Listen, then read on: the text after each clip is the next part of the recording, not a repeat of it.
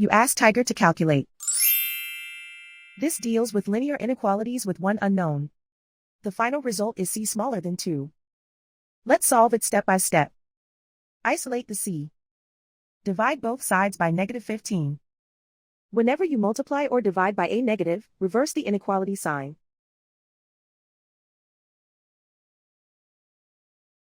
Cancel out the negatives.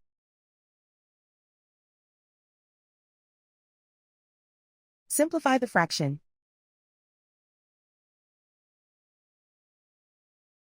Cancel out the negatives.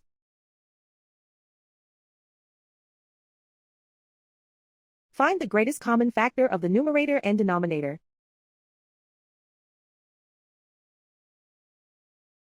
Factor out and cancel the greatest common factor.